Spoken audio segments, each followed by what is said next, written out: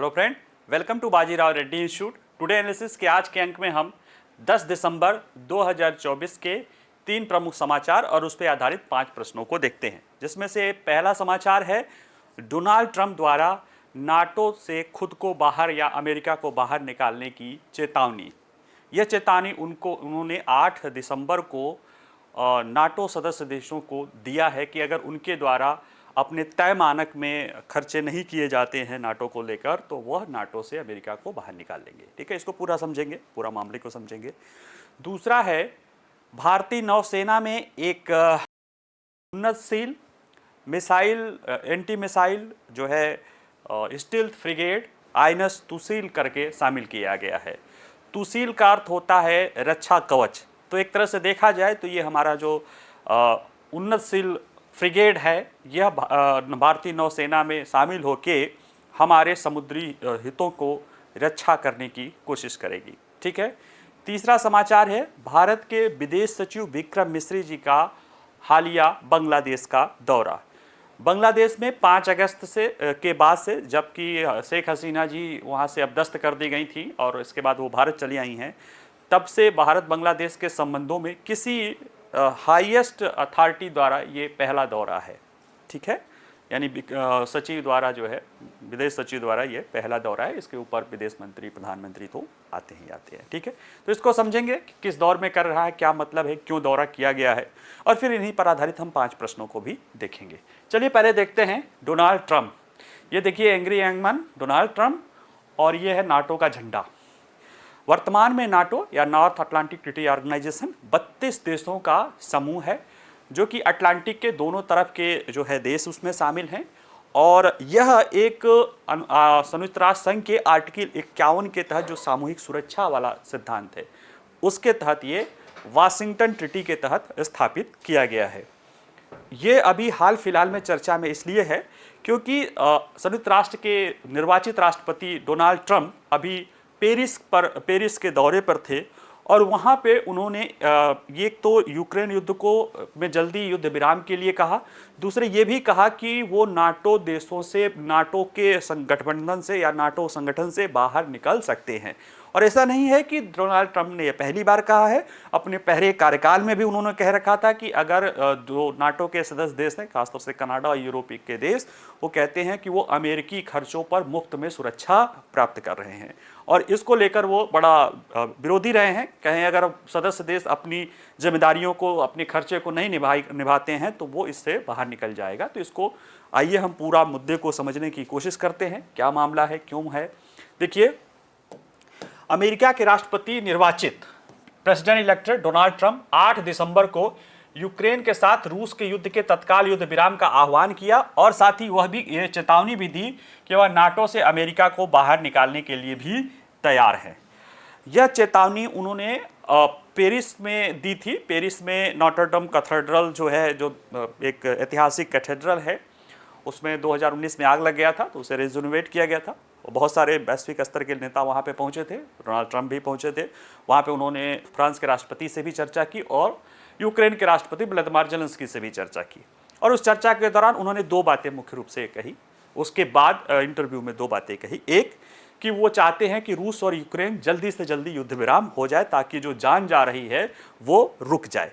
और दूसरा उन्होंने कहा कि जब उनसे पूछा गया कि क्या वो नाटो से बाहर निकलने के बारे में भी सोचेंगे, तो उन्होंने कहा बिल्कुल, अगर नाटो के सदस्य देश अपनी जिम्मेदारी को नहीं उठाते हैं तो अमेरिका उससे बाहर निकल जाएगा। तो आइए जरा समझने की कोशिश करते हैं क्या मामला है। देखिए, ट्रंप नाटो से बाहर क्यों निकालना चाहते हैं, क्यों ऐसा कहते हैं।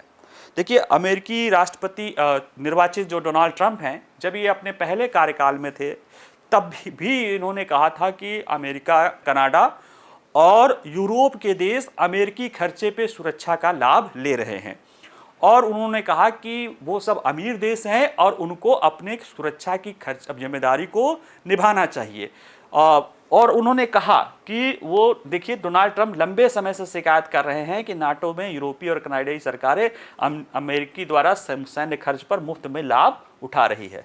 हालांकि जब नाटो देशों ने अभी पूछा गया तो उन्होंने कहा कि वो अपने उनके लिए जो तय मानक है उसके अनुसार वो खर्चे को कर रहे हैं, और ऐसा वो कहीं ना कहीं आंशिक रूप से इसके पीछे जो कारण है कि वो ट्रंप के पहले कार्यकाल में जो ट्रंप ने कहा था कि वो नाटो से बाहर निकल जाएंगे, और अपने चुनाव में भी कहा था कि वो बाहर निकल जाएंगे, उसको लेकर नाटो सहयोगी देशों ने भी अपने खर्चे को बढ़ाया है। अब ट्रंप ये कह रहे हैं यूं ही है या इसके पीछे कुछ कारण है, तो तथ्य के रूप में देखा जाए तो नाटो के संचालन में अमेरिका सबसे बड़ा योगदान करता है। जाहिर सी बात है, उन 32 देशों में सबसे बड़ी जीडीपी उसकी है, तो परसेंटेज वाइज भी देखा जाए तो उसके खर्चे सबसे ज़्यादा होने चाहिए, लेकिन ये डिसप्रपोर्शनेट रूप से ज़्यादा है। अगर देखा जाए तो नाटो में अमेरिका का 860 बिलियन डॉलर का रक्षा बजट है, जो अमेरिका के जीडीपी का 3.5% है। और इसका 2023 में ये डेटा है कि जितना भी नाटो देशों ने जितना सैन्य खर्च किया, उसका 68% अकेले केवल अमेरिका का सैन्य खर्चा है। और जानकार ये भी कह रहे हैं कि जैसे जो दूसरा उसके बाद खर्च करने वाला है वो जर्मनी, वो अमेरिका का 10वां हिस्सा अपने सैन्य बजट पे खर्च कर रहा है।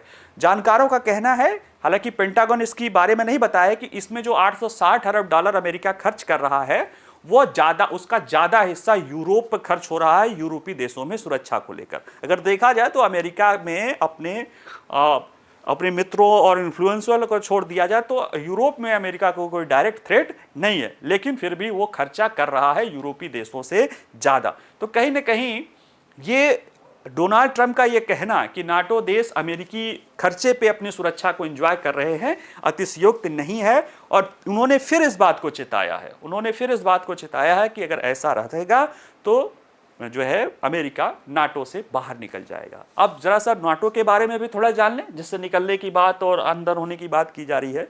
तो नाटो का फुल फॉर्म होता है NATO, North Atlantic Treaty Organisation. यह अटलांटिक के दोनों तरफ के देशों की एक ट्रीटी है, जो कि 4 अप्रैल 1949 को हुई थी वाशिंगटन ट्रीटी के तहत। ये वाशिंगटन ट्रीटी जो की गई थी वह संयुक्त राष्ट्र संघ के चार्टर में आर्टिकल 51 ये कहता है कि देशों को अपनी सुरक्षा के लिए व्यक्तिगत रूप से और सामूहिक रूप से कार्रवाई करने का अधिकार है।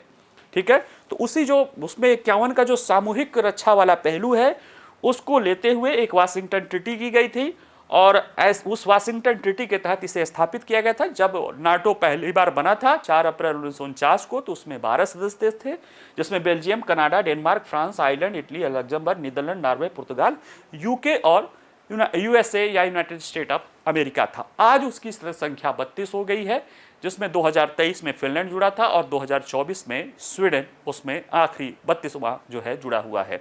और यूक्रेन लगातार कह रहा है, यूक्रेन के राष्ट्रपति लगातार कह रहे हैं कि उन्होंने नाटो की छतरी में लाया जाए, लेकिन नाटो इसको लेकर अभी रिलक्टेंट बना हुआ है, क्योंकि रूस का जो यूक्रेन के साथ युद्ध ही हो रहा है वो कहीं ना कहीं यूक्रेन में नाटो का नज़दीकियाँ या यूक्रेन द्वारा नाटो को ज्वाइन करने का पहल को रोकने को लेकर ही किया जा रहा है। अगर हम देखें कि जो ये नाटो बना है वो संयुक्त राष्ट्र चार्टर के 51 के तहत बना है, और उसमें भी जो उसकी वाशिंगटन ट्रीटी है उसके तहत बना है।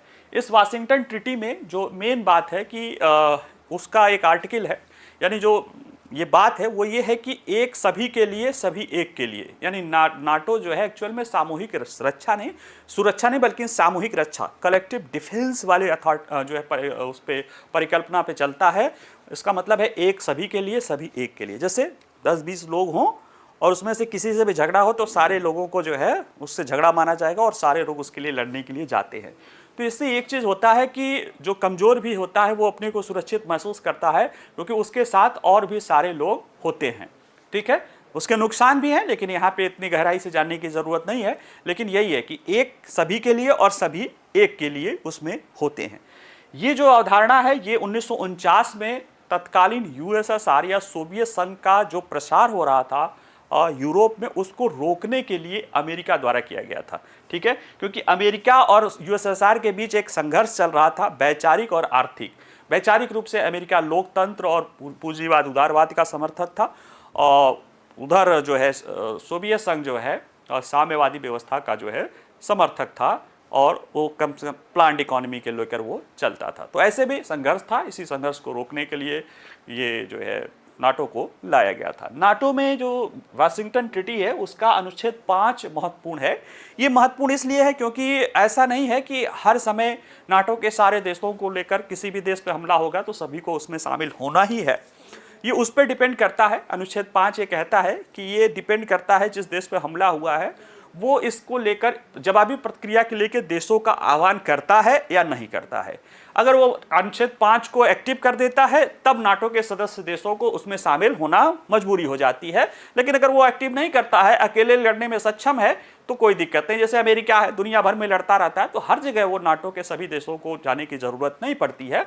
एक बार इस आर्टिकल 5 को अब तक के इतिहास में 75 साल इतिहास हो गया है 49 से देखा जाए, एक बार जो है इसको अप्लाई किया गया था सामूहिक सुरक्षा के रूप में 9/11 की जो अमेरिका में घटना हुई थी। इसके बाद जब अफगानिस्तान में युद्ध किया गया था तो वो पूरे नाटो सदस्य देशों द्वारा किया गया था। ठीक है, अगर हम देखें वर्तमान में नाटो को लेकर उसकी क्या चुनौतियां हैं, क्या सामना करना है, क्योंकि 75 साल 4 अप्रैल को इसके पूरे हो गए हैं। और जब नाटो अपने 17वां वर्षगांठ मना रहा था 2019 में, तो नाटो सदस्य देश जो है उनके सामने एक समस्या आई थी, क्योंकि उस समय जो अमेरिका के प्रेसिडेंट थे डोनाल्ड ट्रंप, उन्होंने एक बात कही थी कि नाटो से वो बाहर निकल जाएंगे क्योंकि नाटो देश अपना खर्चा नहीं उठाते हैं। उसके पहले 2014 में रूस ने क्रीमिया पर आक्रमण करके उसे अपने कब्जे में ले लिया था। और जब ये घटना हुई थी तब ये नाटो के देशों ने तय किया था कि रूस के इस खतरे को देखते हुए नाटो के जो देश हैं वो अपने जीडीपी का 2% जो है सैन्य खर्च करेंगे। लेकिन उसमें से कुछ ने किया, कुछ ने नहीं किया। जैसे आप देख ही रहे हैं कि अमेरिका 3.5% अपने जीडीपी का करता है और पूरे नाटो के खर्चे का वो 68.5% उसका आ जाता है। तो वो एक चुनौती बना हुआ है। डोनाल्ड ट्रंप पहले कार्यकाल में ही कह दिए थे, चुनाव प्रचार के दौरान भी कह दिए हैं, और परसों भी उन्होंने साफ साफ कह दिया कि अगर वो ऐसा देश नहीं करते हैं तो वो इससे बाहर निकल जाएंगे। और जैसे ही नाटो से अमेरिका बाहर निकल जाएगा फिर नाटो अपनी प्रासंगिकता खो ही देगा, फिर उसका कोई बहुत मतलब है नहीं रह जाएगा, वो किसी भी तरह से रूस के मुकाबला करने में सक्षम नहीं हो पाएगा। लेकिन ऐसा होगा नहीं। ये एक प्रेशर टैक्टिक है कि देशों द्वारा अपने सैन्य खर्चे को बढ़ाया जाए ताकि अमेरिका का जो बढ़ता सैन्य खर्च है वो उसका इस्तेमाल अमेरिका अपने व्यक्तिगत सुरक्षा के लिए, अपने सीमाओं की सुरक्षा के लिए वो ज़्यादा कर सके। ठीक है, चलिए अगला देखते हैं। अगला समाचार है INS तुसील।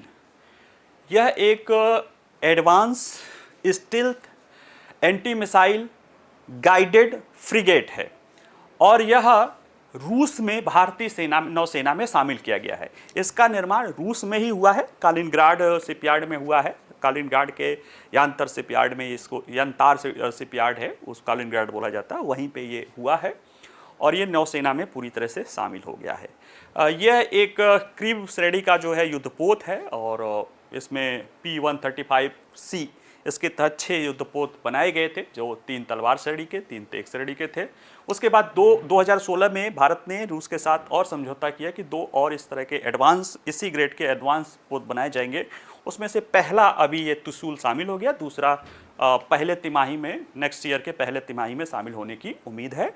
और बाकी और भी युद्धपोत उम्मीद है कि भारत में गोवा में गार्डन शिपयार्ड में बनाने की संभावना है। तो आइए जरिए इसके बारे में थोड़ा जानने की कोशिश करते हैं।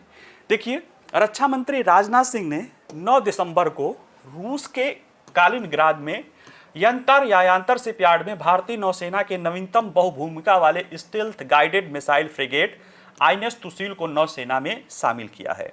और ये उनकी 3 दिनों की जो रूसी संघ की यात्रा है उसमें और भी कई सारे उनकी मीटिंग थी, उसमें दौरान ही ये किया गया था।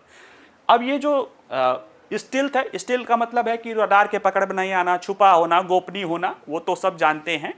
जो फ्रिगेड होता है ना, फ्रिगेड एक आप कह सकते हो ऐसे बैटलशिप की अगर हम श्रेणी देखें तो एक होता है कि एयरक्राफ्ट कैरियर, जिसमें वायुयान पोत, जिसमें हवाई जहाज़ आती है, फाइटर प्लेन जाते हैं, कुछ में हेलीकॉप्टर भी जाते हैं, तो वो होता है। उसके बाद क्रूज़र आता है और क्रूज़र अब बहुत ज़्यादा चर्चा में नहीं, फिर आता है डिस्ट्रॉयर जो उसके जस्ट बाद आता है और अटैकिंग शिप होता है। उसके बाद आता है फ्रिगेट। फ्रिगेट जो है मल्टी रोल होता है, ये अटैकिंग और डिफेंस डिफेंस करता है, एस्कॉर्ट करता है, कोई बड़ी जहाज जा रही है उसके आगे आगे जा रहा है उसकी सुरक्षा के लेकर, या कोई पनडुब्बी है उसके सिक्योरिटी में चल रहा है, या कोई लड़ाई करना है तो अटैकिंग भी जा सकता है और मोस्टली डिफेंसिव भी जाता है। एंटी मिसाइल है, गाइडेड है मिसाइल, इसमें ब्रह्मोस आदि, जो इसमें अपना तुसिल में ब्रह्मोस आदि भी लगा हुआ है। फिर इसके बाद आता है कॉवरेटी, वो छोटा सा होता है, वो बिल्कुल टैक्टिकल लड़ाई में काम आता है। तो ये एक तरह से यानी आकार के दृष्टि से देखा जाए तो तीसरे स्तर का जो है युद्धपोत है। इसके बारे में अगर हम देखें कि तुसील का अर्थ क्या है, नाम लिया गया है तुसील। तुसील का अर्थ होता प्रोटेक्टेड जो है कवच या रक्षा कवच, और इसकी जो ध्येय वाक्य उस पर लिखा है अभेद्य कवचम निर्भय अभेद्य और बलशील। इसका मतलब है कि तुसील जो है भारतीय नौसेना में शामिल होकर हमारे सुरक्षित स्ट्रेटेजिक हितों को अवैध सुरक्षा करेगा और इसे वेस्टर्न कमांड में शामिल किया गया है। आईएनएस तुसील के बारे में अगर हम और देखें तो ये नवीनतम बहुभूमिका वाला स्टील्थ फ्रिगेड है। यह परियोजना 1135-6 यानी प्रोजेक्ट 1135 के तहत 6 फ्रिगेड बनाना था, जिसमें से 3 आईएनएस तलवार था, 3 आईएनएस तेग श्रेणी के थे, ये पहले ही शामिल हो गए हैं विभिन्न समय से जो है। इसके बाद 2 और बनाने की उन्नत और इसी में और एडवांस फ्रिगेड बनाने की बात थी, उसमें से पहला है आईएनएस तुसील और दूसरा अभी जब आएगा नेक्स्ट ईयर किसी क्वार्टर में, तब वो फिर उसका अगला नामकरण उसका किया जाएगा। और ये दुनिया में इस समय देखा जाए तो सबसे अधिक उन्नत रूप से तकनीक वाला लैस ये फ्रिगेड है। वैसे भी रूस और भारत इसमें ज्वाइंटली रूप से इसे डेवलप कर रहे हैं, बेसिकली रूस का ही ज़्यादा है लेकिन भारत के भी संसाधन इसमें लगे हैं। अगर अपने पुराने इसके जो तलवार है या तेग है उससे अलग करने की देखा जाए तो इसमें मेन बात है कि इसमें भारतीय कंपोनेंट अच्छी खासी संख्या में लगे हैं, बहुत ज़्यादा नहीं लेकिन अच्छे खासे संख्या में लगे हैं। खासतौर से हथियार प्रणाली इसमें अच्छे लगे हैं, सोनार आदि अच्छे इसमें लगे हैं और दोनों मिलकर जो है ये दुनिया की सबसे बेहतरीन जो है फ्रिगेड तैयार किया गया है, क्योंकि सबसे एडवांस भी है तो इसलिए। और साथ ही साथ इसके द्वारा भारत और रूस की रक्षा साझेदारी की मजबूत सहयोग की क्षमता है उसको भी इसने उजागर किया है। इसके बारे में देखें तो ये 125 मीटर लंबा है, 3900 टन का जो है इसका डिस्प्लेसमेंट है, यानी लगभग 4000 टन की ये श्रेणी की है। घातक है, रूसी भारतीय अत्याधुनिक तकनीकों और युद्धपोत निर्माण से क्षमता से लैस है। इसमें ऐसी डिज़ाइन है जो स्टेल्थ है और बेहतर स्थिरता और स्टेबिलिटी भी इसमें है। साथ ही ये अपने पहले के जो इसी फ्रिगेड्स है उनसे अलग इसलिए है क्योंकि इसमें भारतीय कंपोनेंट बहुत है। इसमें PG-10 ब्रह्मोस मिसाइल, ये एक ब्रह्मोस सुपरसोनिक क्रूज मिसाइल है जो एंटीशिप मिसाइल है, वो लैस है, सोनार सिस्टम है, सतह निगरानी रडार है, डेप्थ चार्जर रॉकेट लॉन्चर है, संचार प्रणाली है। और इस तरह से देखा जाए तो इसमें टोटल 26% इंडियनाइजेशन है या भारतीय देसी प्रणाली इसमें लगी हुई है। और इसमें शामिल प्रमुख निर्माता ब्रह्मोस एयरस्पेस प्राइवेट लिमिटेड, भेल है, BIL है, कैल्ट्रॉन है, नोवा इंटीग्रेटेड आदि कुछ प्रमुख संस्थाएं जो है इसमें जुड़ी हुई हैं। तो कहीं ना कहीं ये भारत के लिए एक तो हमारी नौसेना को मजबूत कर रहा है, दूसरी भारत और रूस की जो ज्वाइंट कैपेसिटी है डिफेंस की, प्रोडक्शन की, उसको भी बढ़ावा दे रहा है और आगे और भी एडवांसमेंट की संभावना है क्योंकि जो इसी तरह के फ्रिगेड भारत में बनने वाले हैं उसमें भारतीय कंपोनेंट की और ज़्यादा रहने की संभावना है। ठीक है, चलिए अगला देखते हैं। अगला एक छोटा सा न्यूज़ है, अभी कोई बहुत ज़्यादा उसमें नहीं आया है लेकिन न्यूज़ जिस समय ये मुद्दा है क्योंकि जिस समय ये हो रहा है उस समय महत्वपूर्ण है। देखिए 5 अगस्त 2024 को हमारे पड़ोसी बांग्लादेश में एक सत्ता परिवर्तन होता है। एक उसके कुछ दिन पहले वहाँ पे छात्रों का और आम लोगों का प्रदर्शन चल रहा था, उसमें कुछ लोगों की जान भी गई थी और उसके बाद जो है सेना ने उन प्रदर्शनकारियों को रोकने से इनकार कर दिया। तो वहाँ की प्रधानमंत्री शेख हसीना वहाँ से सत्ता छोड़ के, हालांकि सेना ने कहा इस्तीफा दी है लेकिन उन्होंने कहा वो इस्तीफा नहीं दी हैं और वो फिर भारत चली आई हैं और भारत में ही वो अभी रह रही हैं। तब से लेकर अब तक वहाँ पे जो भी व्यवस्थाएं चली, जो भी डेवलपमेंट हुआ, मोहम्मद यूनिस के अध्यक्षता में वहाँ पे एक तरह से इंटरिम गवर्नमेंट चल रही है, एडवाइज़र के रूप में, मुख्य एडवाइज़र के रूप में हैं। और उसके बाद जो वहाँ पे सिलसिलेवार घटनाएं, खासतौर से जो अल्पसंख्यक और हिंदुओं के उत्पीड़न हुआ है और जिस तरह से वहाँ पे रिलीजियस फंडामेंटलिस्ट या कट्टरपंथी इस्लामी ताकतें जिस तरह से छात्रों के रूप में दिखाई दी, जिस तरह से कट्टर आतंकवादियों को छोड़ा गया और वो सारी चीज़ें, भारत विरोधी चीज़ें दिखकर कहीं न कहीं भारत बांग्लादेश का संबंध बहुत क्रिटिकल दौर में है। और ऐसे में भारत के विदेश सचिव के का दौरा जो है बांग्लादेश का किया जाना महत्वपूर्ण है। तो तो इसको हम आइए समझने की कोशिश करते हैं। देखिए, भारत के विदेश सचिव विक्रम मिस्री 9 दिसंबर को ऑफिशियल विजिट पे जो है वो ढाका गए हैं और उन्होंने बांग्लादेश की अंतरिम सरकार के मुख्य सलाहकार डॉक्टर मोहम्मद यूनुस और विदेश मामलों के सलाहकार मोहम्मद तौहीद हुसैन से मुलाकात की। देखिए, वहाँ पे तो कोई सरकार है नहीं, मतलब चुनी हुई सरकार नहीं है। वहाँ पे चीफ एडवाइजर हैं डॉक्टर मोहम्मद यूनुस और एक एडवाइजर हैं फॉरेन अफेयर्स के मोहम्मद तौहीद हुसैन। ये दोनों की आप दर्जा एक तरह से मान सकते हैं कि प्रधानमंत्री और विदेश मंत्री के समकक्ष दर्जा है। तो इनसे हमारे विदेश सचिव ने मुलाकात की। इसके बाद अपने बांग्लादेशी समकक्ष से उन्होंने काफ़ी चर्चा की और उस चर्चा के दौरान उन्होंने जो बातें की या जो बातें हैं वो ये है कि ये अगस्त माह में प्रधानमंत्री शेख हसीना के अपदस्थ होने के बाद और जो भारत के साथ संबंध अभी डाउन हो गए हैं उसमें किसी विदेश सचिव स्तर की जो है ये पहली हाई ग्रेड यात्रा है, यानी इससे उच्च पदस्थ यात्रा है। इससे उच्च पदस्थ यात्रा तो फिर आप ये समझ सकते हैं कि इसके बाद फिर विदेश मंत्री की होती है या मंत्री लोगों की होती है या फिर हाईएस्ट जो होती है वो प्रधानमंत्री लेवल की होती है। तो विदेश सचिव लेवल की यात्रा है। ये दौरा महत्वपूर्ण भी है क्योंकि अंतरिम सरकार के साथ द्विपक्षीय संबंधों में गिरावट का समय रहा है और ऐसे में ये यात्रा हो रहा है, तो ये महत्वपूर्ण है। इस यात्रा के दौरान भारत मैसेजिंग देने की कोशिश कर रहा है, तो अभी हम उसके चर्चा के दौरान देखेंगे कि किन बातों पर हुआ है। तो उसमें हम देखें, विदेश सचिव ने वहाँ पे चर्चा के दौरान कहा, जैसे मैसेजिंग की बात आ रही है, तो विदेश सचिव स्तर की वार्ता के दौरान भारत ने ये बताने की कोशिश की है कि भारत जो अंतरिम सरकार है उसके साथ भी आगे बढ़ने के लिए तैयार है। ठीक है, यानी बार बार यूनुस के द्वारा ये कहा जा रहा था कि शेख हसीना ही बांग्लादेश नहीं है, तो भारत ने कहा कि वो आगे एक कहते हैं गेस्चर दे रहा है कि वो आगे बढ़ने के लिए तैयार है, लेकिन कुछ हमारी बातें हैं उनको समझेंगे, कुछ हमारी चिंताएं हैं जिनको दूर करने की ज़रूरत है। यानी विदेश सचिव फॉर्मली ये बात कहने गए हैं। अगर देखा जाए तो हमारा विदेश मंत्री जाएगा तो वहाँ पे विदेश मंत्री तो है ही नहीं, ऑफिशियल देखा जाए संवैधानिक दृष्टि से तो है ही नहीं है।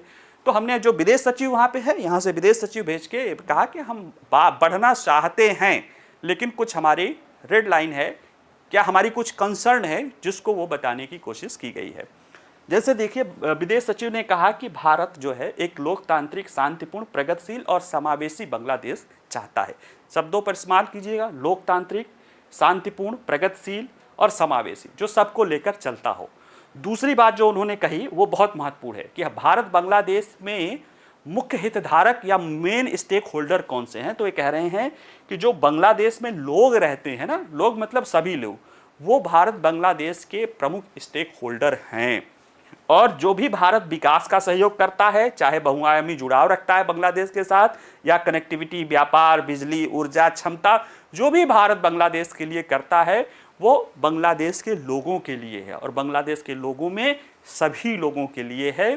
उसमें अल्पसंख्यक भी शामिल हैं, उसमें वहाँ के हिंदू जनसंख्या भी शामिल है।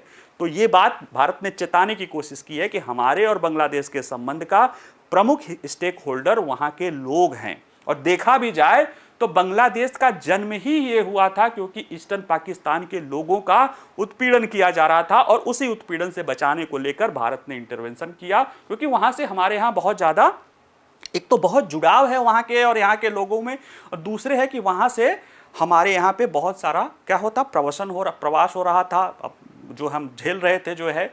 और दूसरी बात है कि हमारी ऐतिहासिक जिम्मेदारी भी है राष्ट्रपिता की, और हमारे उस समय के नीति नियंता थे कि जो लोग पाकिस्तान में रह गए हैं, ईस्टर्न पाकिस्तान में रह गए हैं, बांग्लादेश में रह गए, उनके हितों को भी ध्यान रखने की जिम्मेदारी हमारी, इसलिए हमने सीएए लाया था।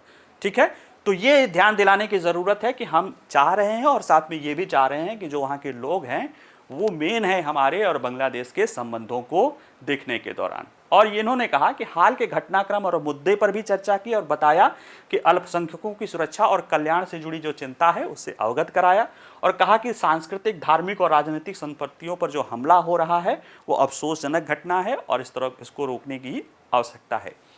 हालांकि विदेश सचिव मिस्री की टिप्पणियों पर प्रतिक्रिया देते हुए बांग्लादेश का सचिव जो है उसको कहना ही था कि हमारा आंतरिक मामला है, लेकिन उनको ये नहीं भूलना चाहिए। हालांकि ये सब बातें अब वहाँ पे कही गई होगी कि अब ये सामने तो नहीं कह सकते हैं जो है पत्रकार वार्ता में, थोड़ा सा किसी भी देश की संप्रभुता को कि आपका आंतरिक मामला नहीं है, आंतरिक मामला था तभी हमने बनाया था। उस समय पाकिस्तान भी कहता तो तुम्हारा आंतरिक मामला करके भारत छोड़ देता तो तुम लोग वही स्थिति में रहते, वही जलालत झेल रहे होते जो उस समय झेल रहे थे। ठीक है। और साथ साथ उन्होंने कहा कि उप क्षेत्रीय बहुपक्षीय मुद्दों पर विचारों का आदान प्रदान, बिम्स्टेक तथा क्षेत्रीय एकीकरण को आगे बढ़ाने, परामर्श और सहयोग बढ़ाने पर सहमति बढ़ी है। बाकी ये सब बातें जो है, मोटी मोटी जो बातें हैं वो शुरू के दोनों में ही ये बातें कह दी गई है। और देखिए, जिस विदेश सचिव की जो यात्रा हो रही है और जिस समय हो रही है, जिस तरह से संबंध डेटेरियोरेट होते जा रहे हैं, जिस तरह की चीज़ें हैं कि बांग्लादेश वहाँ पे कह रहा है ड्रोन आ रहा है, हिंदू अल्पसंख्यकों की वहाँ पे जिस तरह किया जा रहा है, इस्कॉन के लोगों को जिस तरह से आतंकवादी इस्कॉन को बैन करने के लिए जो है अभी मामला जो है वहाँ के हाई कोर्ट में, जो वहाँ की सुप्रीम कोर्ट है उसे हाई कोर्ट कहा गया है, वहाँ पे लाने की बात की गई थी। जो एक भिक्षु हैं कि उसको जो है पकड़ा गया है, उसके वकीलों को, एक वकील की हत्या ही कर दी गई, दूसरे वकील को भी काफ़ी पिटाई कर दी गई है। तो ये सारी चीज़ें कहीं ना कहीं एक दौर है, और ख़ासतौर से ये 5 अगस्त के बाद से जो दौर बना है, और ख़ासतौर से उसमें जो अवामी लीग के विरोधी हैं वो भारत के भी विरोधी हैं, और उसमें कुछ विदेशी तत्वों की भूमिका से भी इनकार नहीं किया जा सकता है। इन पहलुओं में, इन समस्याओं के दौर में, इन चुनौतियों के दौर में निश्चित रूप से विदेश सचिव की जो यात्रा है वो 2 बातों को लेकर है। एक, बताने की ठीक है हम आगे बढ़ने के लिए तैयार हैं, दूसरे ये भी कि हमारा कंसर्न क्या है। हमारा कंसर्न है वहाँ के सभी लोगों, खासतौर से अल्पसंख्यकों के हितों की सुरक्षा, क्योंकि वही भारत और बांग्लादेश के संबंधों में मेन स्टेक होल्डर है। ठीक है। तो ऐसे में ये एक कह सकते हो कि संबंधों को बढ़ावा देने वाला भी होगा, आगे का भी रास्ता तैयार होगा। बाकी बहुत सारी बातें ऐसी कही जाती होंगी जो हमें आपको नहीं पता चलेगा, पता चलना भी नहीं चाहिए। नेशनल इंपॉर्टेंस की बातें होती हैं, खुले में नहीं की जाती हैं, जो खुले में कही गई हैं वो बातें बता दिया गया है। ठीक है। आइए चलिए देखते हैं प्रश्न इससे जुड़े हुए, इन जो टॉपिक हैं उनसे जुड़े प्रश्नों को देखें। तो पहला है, हाल ही में चर्चा में रहे नॉर्थ अटलांटिक ट्रीटी ऑर्गेनाइजेशन के संदर्भ में निम्नलिखित कथनों पर विचार कीजिए। ठीक है। नाटो के संदर्भ में हमें देखना है, नाटो गठबंधन के मूल में सामूहिक सुरक्षा की अवधारणा है। बिल्कुल ठीक है। संयुक्त राष्ट्र चार्टर का आर्टिकल 51 है, एक सभी के लिए, सभी एक के लिए, तो पहला तो सही है। दूसरा है, यूएसएसआर के विघटन के बाद इसके सदस्यों की संख्या में वृद्धि लगभग रुक गई है। देखिए, नाटो का गठन हुआ था यूएसएसआर के विरोध के रूप में, और लेकिन देखा गया कि यूएसएसआर के गठन के बाद भी इसकी संख्या बहुत तेजी से बढ़ी है, खासतौर से 2013-14 के बाद, जब रसिया ने व्लादिमीर पुतिन की अध्यक्षता में थोड़ा और एग्रेशन दिखाया, ताकत दिखाया, तो ये संख्या धीरे से ज़्यादा तेजी से बढ़ने लगी। अब ये सदस्य संख्या बढ़ के 12 से शुरू हुई सदस्य संख्या 32 हो गई है, और 90 के बाद तो इसमें ज़्यादातर लोग जुड़े हैं। तो ये दूसरा स्टेटमेंट गलत है, तो इसलिए इसका आंसर जो है 1 सही है, आंसर 1 होगा। दूसरा है, चर्चा में रहे नाटो से जुड़े चुनौतियों के संदर्भ में निम्नलिखित कथनों में से कौन सा से कथन सही है। एक से अधिक भी हो सकते हैं। तो देखिए, सदस्य देशों में सैन्य खर्च को लेकर मतभेद बना हुआ, बिल्कुल सही बात है, इसीलिए तो ट्रंप कह रहे हैं कि हम बार बार निकल जाएंगे। दूसरा है, अमेरिका का आने वाला ट्रंप प्रशासन इससे बाहर निकलना चाहता है, बिल्कुल ठीक है। वर्तमान में नाटो सदस्यों में विस्तार से यूरोप में रूस के साथ परमाणु युद्ध का खतरा बढ़ गया है। जो यूक्रेन का युद्ध है और जो उसके कारण रसिया का एग्रेशन है, और आज वो चीज़ें कहीं ना कहीं परमाणु युद्ध के दौर में गुजर रही है, क्योंकि बिल्कुल वो रेड लाइन है। तो ये भी स्टेटमेंट एक तरह से डिटेल में ब्रॉडली देखा जाए तो ये भी स्टेटमेंट ठीक है। ऐसे में उपयुक्त सभी सही कथन सही है। तीसरा है, चर्चा में रहे आईएनएस तुसील के संदर्भ में निम्नलिखित कथनों पर विचार कीजिए। यह अपने पूर्ववर्तियों से मुख्य रूप से भारतीय मूल की अधिक प्रणालियों के उपयोग के कारण अलग है, बिल्कुल ठीक है। इसमें भारतीय उपकरणों की हिस्सेदारी 74% तक है, नहीं 74% नहीं है, 26% तक भारतीय उपकरण इसमें हैं, 74% तक रशियन उपकरण है, तो इसलिए इसका आंसर केवल ए सही होगा। चौथा है, हाल ही में भारतीय नौसेना में शामिल किया गया नवीनतम युद्धपोत आईएनएस तुसील किस तरह का युद्धपोत है। डिस्ट्रॉयर है, फ्रिगेट है, नाभिकीय अटैक पनडुब्बी है, विमान वाहक पोत है, तो ये फ्रिगेट है। ठीक है। पांचवा है, भारतीय विदेश सचिव की वर्तमान बांग्लादेश दौरे के महत्व के संदर्भ में निम्नलिखित कथनों पर विचार कीजिए। यह दौरा बांग्लादेश में अंतरिम सरकार के कार्यभार संभालने के बाद से द्विपक्षीय संबंधों में गिरावट के समय हो रहा है। ठीक है, ये बाकी महत्वपूर्ण बात है। इस बात पर बल दिया गया है कि भारत बांग्लादेश संबंधों में लोग मुख्य हितधारक हैं। हाँ, ये दोनों जो स्टेटमेंट आया है उसमें ये बात कही गई है, ऐसे में ये दोनों सही है, तो इसलिए सी इसका विकल्प होगा। ठीक है, चलिए आज के लिए इतना ही। बाकी वीडियो पसंद आए तो लाइक करिए, शेयर करिए, कोई प्रश्न हो तो आप उसको कमेंट भी कर सकते हैं। बाकी पढ़ते रहिए। नमस्कार, धन्यवाद।